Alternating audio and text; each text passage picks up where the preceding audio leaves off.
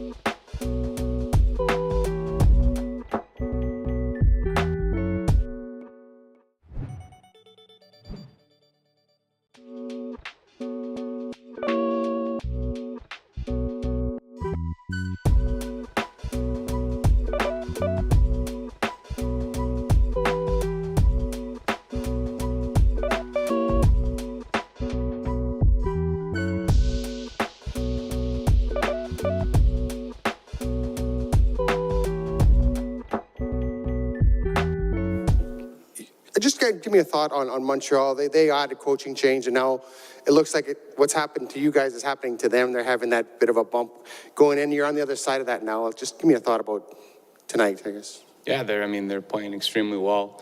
They're winning games. I think they have confidence. So they're playing really well. They're a good team. And obviously the coaching changes reinvigorated them, and they got good players over there. They made it to the conference. There's not the conference on. They made it to the Stanley Cup final last year, and you're very familiar with that team. Is there something to be said about a coaching change? Because we see this a lot when is it just a new voice, a new systems, or what is it about a new face behind the bench that kind of seems to jolt a team?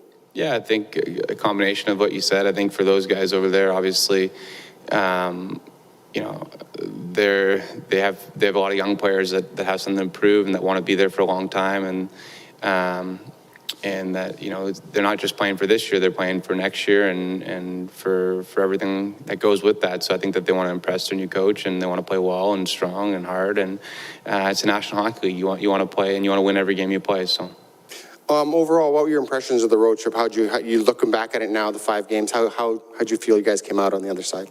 Yeah, I thought that it was competitive hockey. Every game was a tight game, I thought. We played against some really good teams on that road trip, and I thought it was great for our group to grow, and you know, I thought that it was a good road trip for us. Hey, Zach. Hey.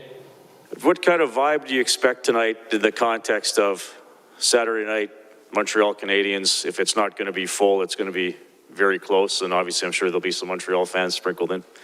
For sure. Well, first off, it's going to be great just being home, just in general, being home, playing in front of our fans, and I think it'll be you know, full capacity, which will be great. So we haven't had that in a while, so it's going to be exciting from that front. And then again, anytime you play against Montreal, Canadian on Canadian rivalry matchup. You know, I think with the Canadian division last year, you know, I wasn't on the team last year, obviously, but I played against Montreal a lot, and the guys in our locker room played against Montreal a lot. So they're a good team. It should be a good test. Now that you're through about 2/3 of a season here with Edmonton, after playing in the Eastern Conference for the first part of your career, have you noticed a change in the travel, either the length of the road trips, you know, more games in different time zones? Has it been any sort of an adjustment for you? No, I mean, I think we get home a little later sometimes, but you play 41 road games, so maybe travel's a little bit harder, but no, it's hockey. Yeah. Wonder how you guys view the dynamic. You'll play a team like Chicago or Montreal, and people from the outside will say this is a game that you should win because they're, you know, 20-something in the standings and stuff. Do you view it that way, that you're at a place now where you should be beating these teams, or is that a little bit unfair to 2 National Hockey League teams playing and one team should beat the other? Sure, but I mean, it's hockey. I think that unlike any other sport, anybody can win any game. You have great players. It's not just about who's the better team. You got to really dominate a game to be sure you're going to win it. But in hockey, you know, things happen. I think that you have to prepare yourself every game, no matter who you're playing. And you know, this team's no joke. They've been playing really well of late, beating some really good teams. And like I said earlier, they got a lot of young guys with a lot of skill, and they made the Stanley Cup final last year, so they're a good team. The things that you guys are doing better since the coaching change, are you still seeing that trending up, or is it level? How do you maintain that as your coach called it, just an increase in work ethic? Well, I think, you know, if you just look at the standings, I think that should be motivation enough, right? I think we're in a battle. Like, our division's extremely tight, and I think it's, you know, it's been, I don't know, you lose track of time during the season, but it's been quite a bit of time that we've had Woody and the new coaching staff. So I think everybody's adjusted well, and I think that, you know, we got to keep winning games here, and we got to keep playing well. We got to maintain our work ethic, and the schedule is every other day, so we got to keep playing. Zach, over here, is there a difference in style of game from the Eastern and Western teams? You played in the East all your life. Is there a difference in style of game? I mean, last year was a little bit of a mix-up with the Canadian division, so I got to see both, I guess. But I wouldn't say necessarily the conferences are a different style of game, but obviously the individual teams that you play, I think that you have teams that are similar between both conferences. But yeah, I think there's always been kind of the West is heavier and the East is faster and skilled type of mentality. But I don't know. I think that both conferences have teams that do both of those things I mentioned, and they're just good teams in both. So your team wants to be heavy and skilled? I think that's the goal for any team. You want to have a combination of everything, and you want to be well-rounded, and you want to win the Stanley Cup. Thank you.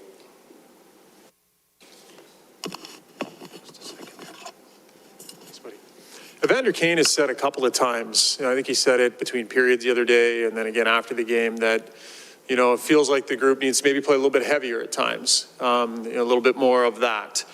So he says it when we talk to him. Is it something that, that he clearly wants the group to try and do it? Is he vocal about it as well and really feeling like that's something that's important?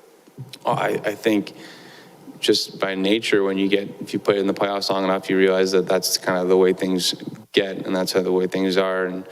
And as every game you move in the season, it's harder and harder to score goals off the rush, and it's more of a grind game, a cycle game. So yeah, I think you need a combination of it all. But look at Tampa Bay; they got both. They won the Cup past 2 years, and they can score in any way. So I think that you strive to be able to be a well-rounded team, and being heavy, I think, is something that's really important. I think it gets thrown out there a lot by just in general. Like when I was in Toronto, that was the theme. And when I'm here, I think that's the theme. But I think that you don't necessarily need the biggest bodies. I think being heavy is a mindset, and just being heavy on your stick and being hard to play against can be what defines being a heavy team, not necessarily weight and size. And I think that we have the people in the locker room that can play that style. Yeah, and it's, maybe appearing in your game a little bit more often, but I wonder, because he talks about it often, does he just do it and that's his part in pulling on that rope, or does he talk about that as well with the group? Well, I think the group talks about it. I think Evander plays that style, right? I think he's a bigger guy, and not just a bigger guy who skates around. He's a bigger guy that gets into the dirty areas and holds onto the puck. And scores, in the blue paint, right? So I think that, that's something that definitely we talk about as a group. He talks about, I think, in general. So, yeah. Zach, just a thought on your ice time in the last 4 or 5 games. Do you feel it when it's elevated to a certain point more so than other games? So do I feel Do you feel it if you're playing 24, 25 minutes as compared to 19? Can you tell from game to game that was a bit of a grind? Right. Okay, I got the question. I think when you're in the game as a player, you want to be on the ice as often as possible. I think we're all competitive, and we want to, you want to help the team out as much as you can. And obviously that's a coach's decision how much ice time you get. And when you're out there, you try to maximize that. But I guess the question, I think, yeah, you're maybe you're not aware at the end of the game how many minutes you played, but you're aware of, if one game you played more than the other game, if it's, way off from what you usually play. But I think that we're in a good rhythm with our group. I think it's been going pretty well of late, and we just got to keep pushing forward. Perfect. Thanks, guys. Appreciate it.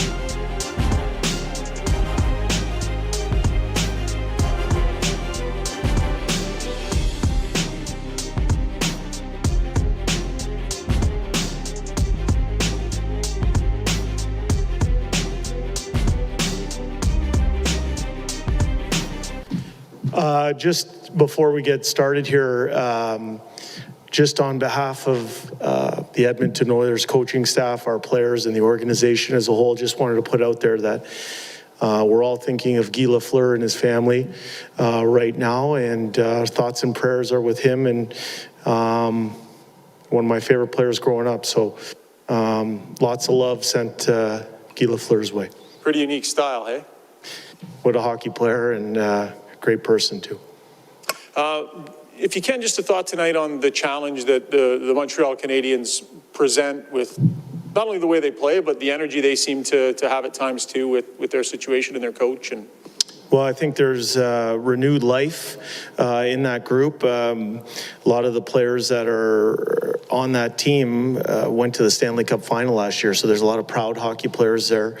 I think over the last little while, they've scored 20 goals in the last few games. So goals for, they have the ability to score, and I think our focus and attention is on what's most important right now, which is to try and get 2 points out of tonight's game. You've pointed out yourself, there's a sort of an elevation in the work ethic and what you're seeing in the room. How do you maintain that so it isn't always going up, and at least it's level, so it's not going back down to, the pre-Woodcroft days? So we're talking about the Oilers there? Yeah. Well, I think when we came in, and we being Dave and I, joining the coaching staff here 3 weeks ago, we wanted to pay our players the compliment of having high expectations for them. And where that begins is in the work ethic side of things. And we've put a lot of import and emphasis on it. And so far through those first 3 weeks, we like what we see. That to me is becoming the standard. That's the standard, and we're trying to continue to build our playing personality, and central to that is that level of work ethic. Josh Archibald he's not with the main group yet, but he's around. He's on the perimeter. What's the schedule for him, and what are the plans going ahead, and just the atmosphere of the guys seeing him back? Well, I think with Josh is my first time meeting him today. So for Josh, just trying to get up and running and back skating. We didn't even have a full team skate today. So it's just one day at a time with Josh. Eventually introduce him to team practice and try and getting him up and running. I don't have a definite timeline of the exact game. We want him to get back and play. It's just, we're going to follow the proper sequence of events. Today he skated with a few players in an optional skate, and tomorrow we're looking forward to introducing him to the team practice. Hey, Jay. Hey, Reed. Going back a long way with this organization, there's often been a tough night, first home game back after a long road trip. You didn't practice yesterday. This one is starting at 5 instead of the usual 7 or 8. How are you feeling about the energy level of the team? What can you as a coach do to make sure it's there right off the hop? Well, you're referencing history, and you're referencing some things that go beyond our control. The schedule is what the schedule is. What is within our control is understanding the opportunity that's before us, and that's 2 points tonight versus a team that's playing well versus a team that went in and won a game in a tough building in Calgary. That is what's before us tonight, and I don't think anybody in our dressing room is unclear of how important points are as we work our way through the stretch run here. So I think our group is motivated. I think we're rested, and we expect us to come out not dipping our toe in the water, but ready to come out full bore right off the bat. And just for lineup notes, who's your goalie and how's Barry?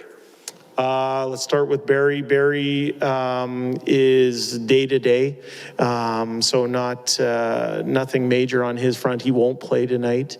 And who's our goalie? We're starting Mike Smith tonight. Jay, Brad Malone up until this week was a player that had been out of the NHL for 3 years. Can you tell me what he meant to you in Bakersfield, and maybe why it was the right time to necessitate a call-up for him right now?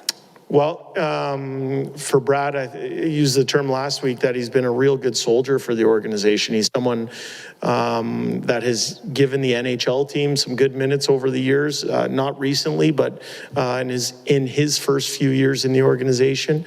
I think he's in Bakersfield. He's been part of the leadership group down there, has helped push that organization forward into winning division championships, and also setting a great example for younger players just with the way he carries himself. Now, that's all nice and good, but as a player, I've seen Brad take a step. I think he's really grown his game over the last few years, and when we started to get a little dinged up on that road trip, we felt we wanted to add a big body. We wanted to add a natural center iceman, and I have nothing but a great comfort level with Brad because I've seen him in multiple different situations. So he's someone that we're happy that we have up here in Edmonton with our group. In what ways have you seen him take a step? And I know it's only been a couple games, and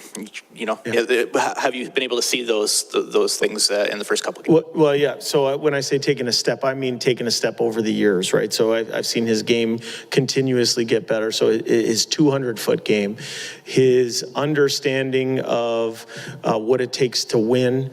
I've seen him rise to the occasion in big moments, and for him, he's someone that I believe plays the game the right way, and he's had he's done some things off-season wise regarding his conditioning and just trying to stay on the cutting edge with fitness. And I think he's a faster player than he was 3 or 4 years ago. And like I said, he's had those experiences of coming up big in big games. You've played 7 defensemen every game since you've been up. Will you play 7 again tonight? Yeah, we will play seven defense tonight. You've had your bottom 2 guys, though. There's not a natural right shot guy there. You just figure that all those left shot guys eventually during the game are going to have to play the right side, like Niemelainen, Lagos, and Broberg. Yes, sometimes out of necessity, players might be asked to play on their offside. I think we have the horses back there that can handle it. And, I think we've talked a little bit over the last couple of weeks on the philosophy of that. And part of it is to spread the minutes out amongst that group of 7. And you don't mind just having a 10th and an 11th forwards and having to figure out where they play during the games? I'm quite comfortable with that alignment. Thank you. I would ask Connor this, but we haven't seen him in a bit. What's the status of his teeth there? I saw him on the TV. Yeah, so he got hit in Carolina there, and I think most of them are in. I don't know if he had a laceration there and maybe a little bit of dental work, but I think most of them are in. I don't think he lost too many of them if he did, but yeah. Good question for him. Yeah.